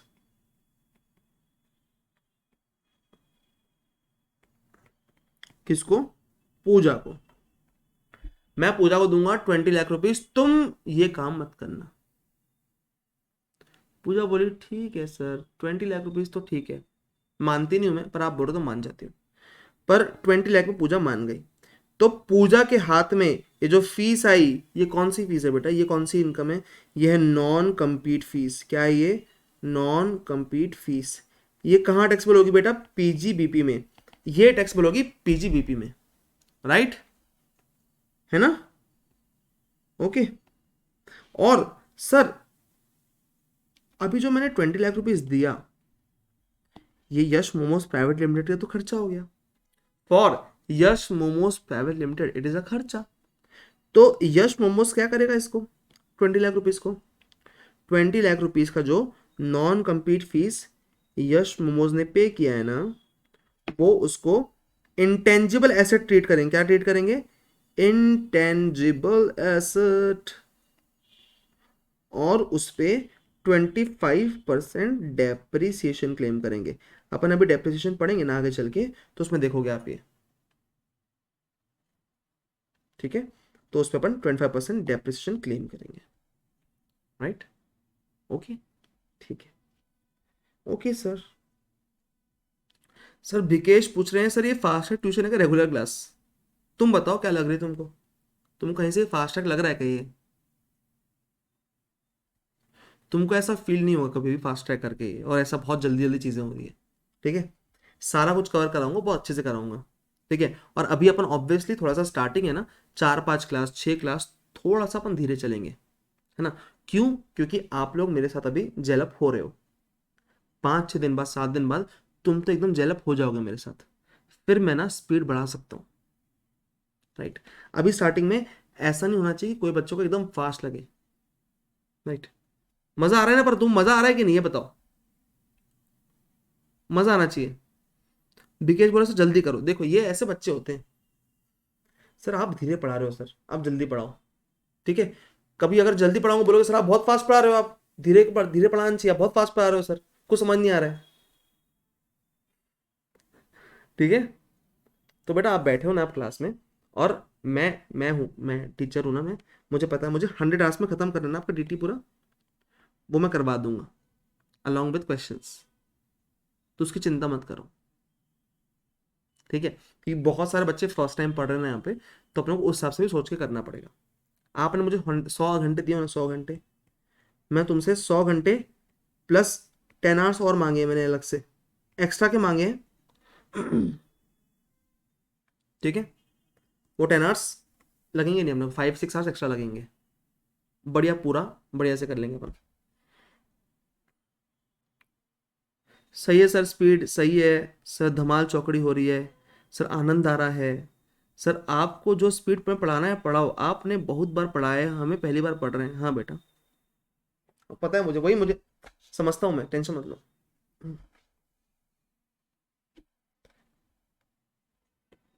चलो। ठीक है, तो एनी नॉन compete फीस जो मिलती है किसी को भी for not carrying out any business, कोई बिजनेस नहीं करने के लिए। दूसरा, मैं बोलूंगा किसको, मैं बोलूंगा किसको, पूजा को, पूजा प्लीज, और तुम ना किसी को ये बताना मत कि हम चटनी कैसे बनाते हैं, हम चटनी कैसे बनाते हैं, ये किसी को बताना मत, क्योंकि मोमोज में चटनी बहुत इंपॉर्टेंट है। चटनी की recipe is the main thing. किसी को अगर पता चल गया कि चटनी कैसे बनती है, तो फिर तो वो गया हाथ से। ठीक है है ना। तो मैंने पूजा को ये बोला, तो पूजा को बेसिकली मैंने क्या बोला कि अपना नो हाउ शेयर नहीं करना किसी के साथ, चटनी का नो हाउ शेयर नहीं करना। ठीक है, तो अपन या तो अपन बिजनेस करने से मना कर सकते हैं किसी को, या फिर for not sharing any know how patent copyright etcetera, इसके लिए नॉन कंपीट फीस मिल सकती है। वो टैक्सेबल होगी कहां पे, पीजीबीपी में टैक्सेबल होगी वो। Right, okay. और जो पे करता है नॉन कंपीट फीस, उसको वो इंटेंजिबल एसेट ट्रीट कर सकता है एंड डेप्रिसिएशन क्लेम कर सकता है। ओके, चलो next. Sir FMV of stock in trade on the date it is converted into capital asset. अब सर ये क्या चीज है सर, ये समझा दो सर, एक बार समझाता हूँ ये। ठीक है, और अभी तुम जो स्टार्टिंग क्लासेस है ना, मैं तुम्हारे कंसेप्ट बिल्ड कर रहा हूँ, तुमको जो ये कंसेप्ट बेसिक कंसेप्ट समझा रहा हूँ ना मैं, वो बेसिक्स तुमको बहुत कम आएंगे। जैसे अभी ये वाला पॉइंट समझना, तुम ये पॉइंट में तुम थोड़ा सा एग्जैक्टली समझोगे अपनी क्लास कैसी है। अब जो भी नॉर्मल टीचर तुमको बताएगा ना डेप्रिसिएशन के बारे में, कि डेप्रिसिएशन क्या होता है, एसेट पे मिलता है 15%, और आप बचपन से सुनते आ रहे हो कि डेप्रिसिएशन 15% मिलता है, ठीक है, और डेप्रिसिएशन होता है एसेट पे मिलता है, पर एक्चुअली क्यों मिल रहा है वो, कभी अपन नहीं सोचा क्यों मिल रहा है। क्योंकि अगर ये एसेट है, ये एसेट है, ठीक है, ये एसेट है कितने का, ये एसेट 5 लाख रुपए का है, 5 लाख रुपीज का। अगर ये एसेट की कॉस्ट मैं एक साथ अलाउ कर दूंगा लोगों को, मतलब डिपार्टमेंट अगर एसेट की कॉस्ट एक साथ अलाउ कर देगा, तो डिपार्टमेंट को नुकसान क्यों होगा, क्योंकि प्रॉफिट नहीं आएगा। पर एसेट की कॉस्ट अलाउ तो करनी पड़ेगी, एसेट की कॉस्ट अलाउ तो करनी पड़ेगी। तो डिपार्टमेंट ने क्या बोला, आप हम आपको हर साल 15% का डेप्रिसिएशन जो होता है वो अलाउ करेंगे। मतलब बेसिकली 15-15% करके अलाउ करें, मतलब 8-10 साल के अंदर हम इस एसेट की कॉस्ट आपको अलाउ कर रहे हैं। खर्च, इसका खर्चा अलाउ कर रहे हैं आपको, पर खर्चा एक साथ अलाउ नहीं कर रहे हैं, वो खर्चा आपको एक साथ नहीं मिल रहा है। ये इसका मतलब है डेप्रिसिएशन का। समझ रहे हो, है ना। तो ये जो कंसेप्ट है, तुमको जब तक अंदर तक एकदम क्लैरिटी नहीं आएगा तो मजा नहीं आएगा पढ़ने में। वो क्लैरिटी मैं चाहता हूँ, क्योंकि जब तक वो जैसी वो आ गई ना वैसे हाँ यार ये तो ईजी लगेगा, तुमको सब कुछ ईजी लगेगा फिर। ठीक है, चलो आ जाओ। जैसे आप नेक्स्ट पॉइंट पढ़ रहे थे बेटा अपन, कि FMV of stock in trade on the date it is converted into capital asset. अब ये समझो,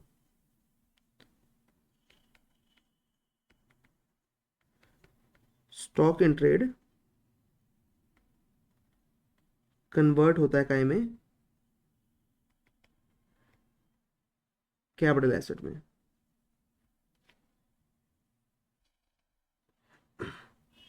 ठीक है,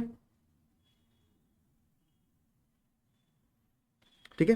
तो अब क्या हो रहा है सर, आपका capital asset convert, sorry sorry, stock in trade convert हो रहा है कैपिटल एसेट में। तो सर ये इनकम कैसे, समझ में नहीं आया हमको। Sir how come it is income, इसको हम इनकम क्यों बना रहे हैं। सोच के देखो आप, आपका जो स्टॉक था वो अब आपका कैपिटल एसेट कहलाने वाला है। मतलब सर,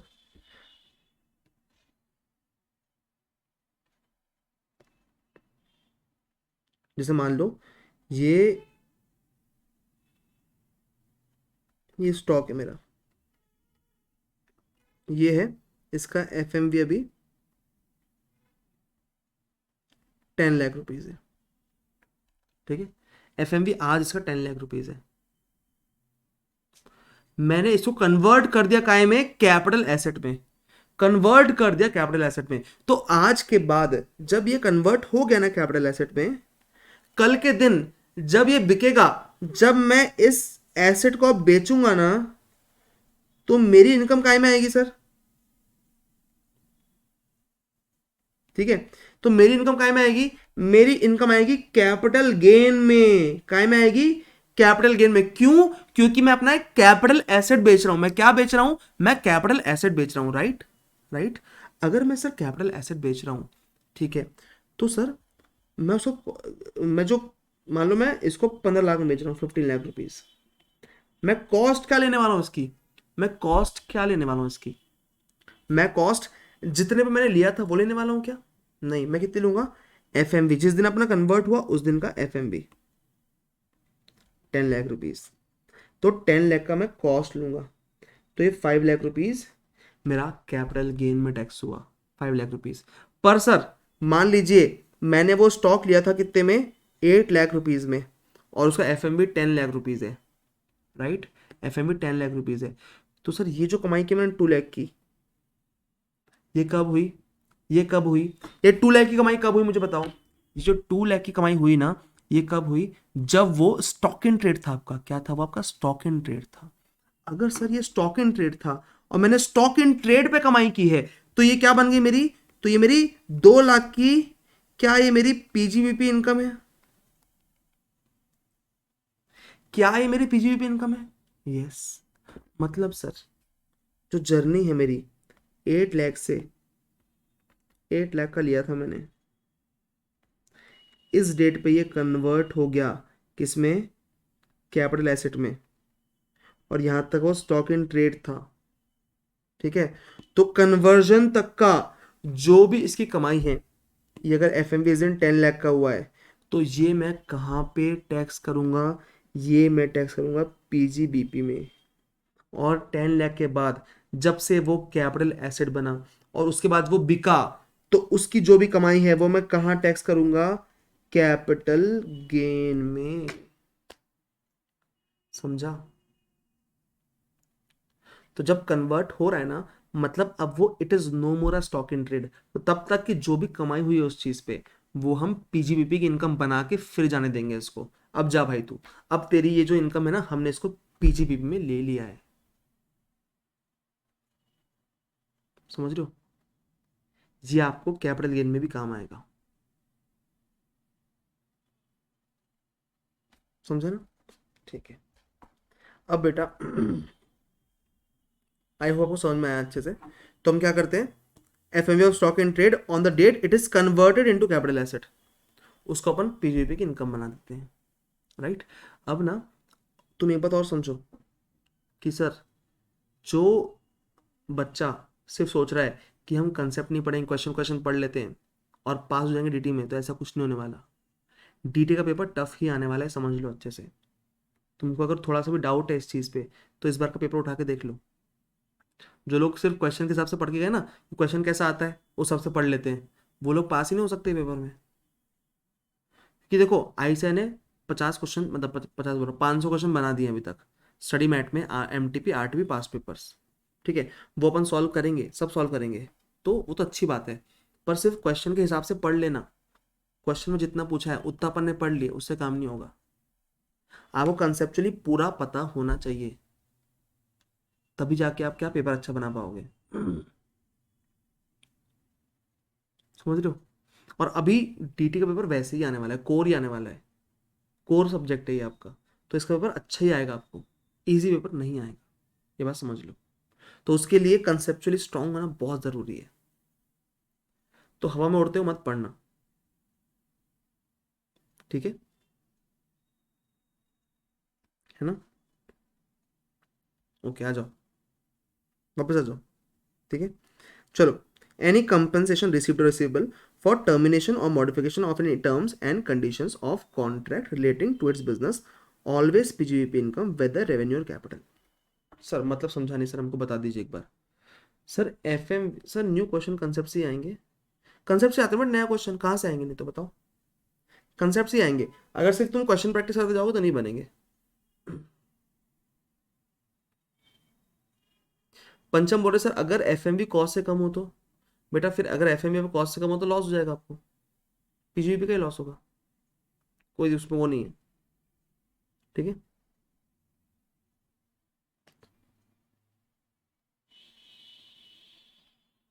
देखो क्या होता है, तुमको पंचम एग्जैक्टली समझाता हूँ मैं। जैसे ये आपका P&L है, ठीक है।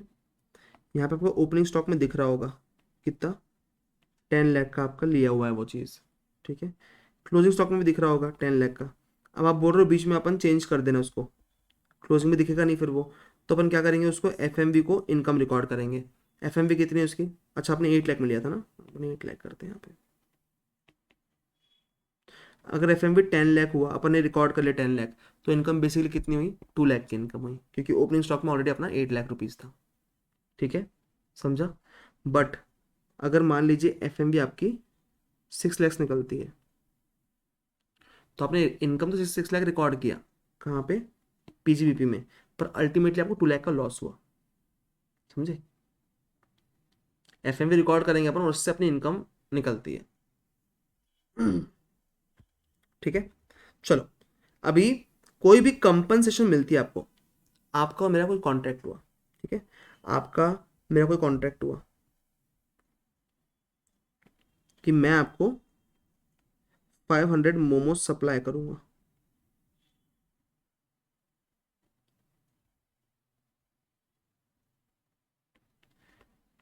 यश का और पंचम का कॉन्ट्रैक्ट हुआ, ठीक है। फिर जिस दिन मोमोज सप्लाई करने थे, मैंने पंचम को बोला यार मोमोज तो बन नहीं पाए, पूरे बिक गए मोमोज, तो मैंने बनाए थे पर पूरे बिक गए यार। पंचम I can not give you 500 momos. पंचम ने बोला सर ऐसे थोड़ी चलेगा, मैं तो आपके भरोसे बैठा था, मुझे ना आपने जो मोमोज नहीं दे पाया ना मेरे को, उसकी पेनाल्टी दो, पैसे दो उसके। तो जो पैसे मैं पे करूंगा पंचम को, पेनाल्टी जो भी पे करूंगा, वो पंचम के हाथ में क्या होगा, वो उसकी पीजीवीपी की इनकम बन जाएगी। ठीक है, और इसमें ये रेवेन्यू हो कैपिटल हो कुछ भी हो, आपकी हमेशा ये पीजीवीपी की इनकम रहेगी। कल आपको एक कंसेप्ट समझाऊंगा मैं, रेवेन्यू और कैपिटल रिसीट का, ठीक है, कल समझाऊंगा वो, आज के लिए नहीं है वो, कल के लिए वो। ठीक है, तो कभी भी आपका कोई भी कंपनसेशन मिलता है आपको for termination or modification of contract of any terms and conditions of contract, तो आपकी हमेशा वो पीजीवीपी की इनकम बनता है, राइट। Okay sir. बाकी income derived by trade professional or similar association from specific services perform for its members. कोई भी एक ट्रेड एसोसिएशन है, कोई भी एक ट्रेड एसोसिएशन है, अपने मेंबर्स के लिए जो भी वो सर्विस प्रोवाइड कर रहा है ना, उससे कोई इनकम आ रही है उसको, तो वो भी वो पीजीबीपी में टैक्सेबल होती है उसकी इनकम। क्या होती है? उसकी इनकम भी पीजीबीपी में टैक्सेबल होती है। समझा आपको? बेटा आवाज कम तो नहीं आ रही है ना? मतलब मुझे यहाँ पे दिख रही है आवाज कम, तो आवाज कम तो नहीं, बस ये देख लो तुम लोग। ठीक है, आवाज कम तो नहीं है?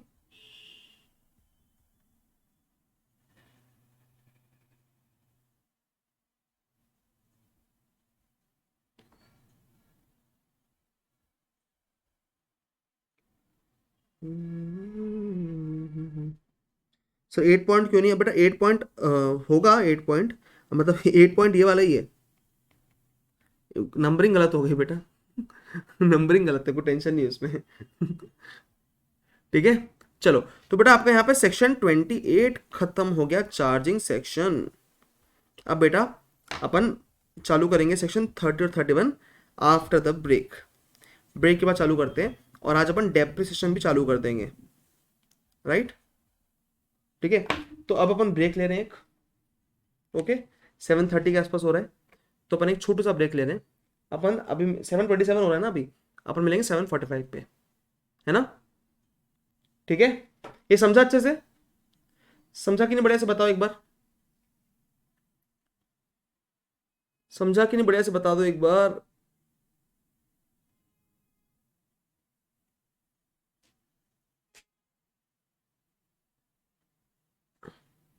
यस, चलो वेरी गुड, बहुत बढ़िया।